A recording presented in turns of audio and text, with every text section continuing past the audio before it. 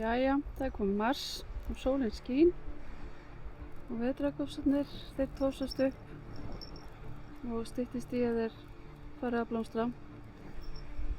Það virðist vera að það hafi nú flest bara sloppið vel í frostinum daginn. Það er ekki hægt að sjá neinar skemmdir og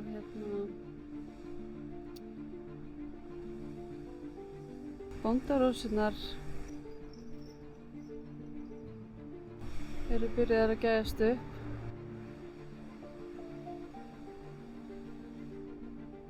Og hérna er krókus sem er alveg að fara að springa út.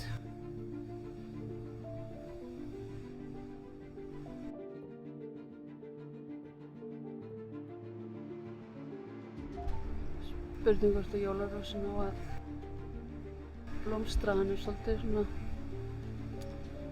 ég veit ekki alveg hvað verður rosa knúpið. Það kemur í ljós.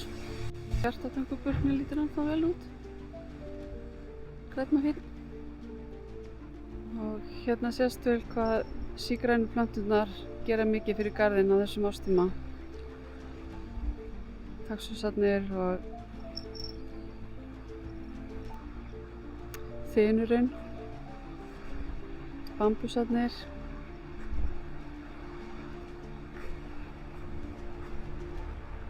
Þessi hérna er náttúrulega alveg sérstaklega fallegur. Svo gaman að svona mismunandi grænum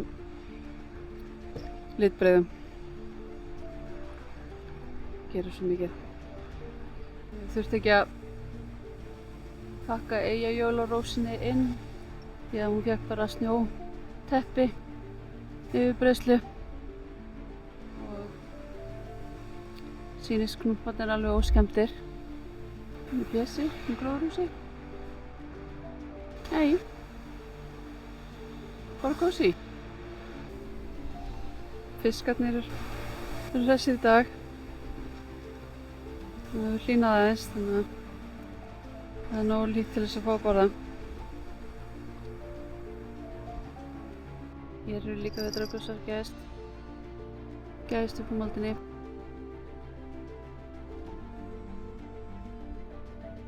Það geti verið að Pési vilja leika. Alltaf. Hérna sjáu þið hvernig skrúðblágrísi kemur undan frostinu. Það er bara ansi frísklegt. Fljótt að taka við sér þegar það hlýnar aftur. Svo er rottueyrað. Líka fín þekjuplanta sem að, já, þetta er svo svona nokkuð vel yfir veturinn. Allan á þetta árið. Það er ansi mikið sem er ennþá, já, kannski ekki grænt, grágrænt.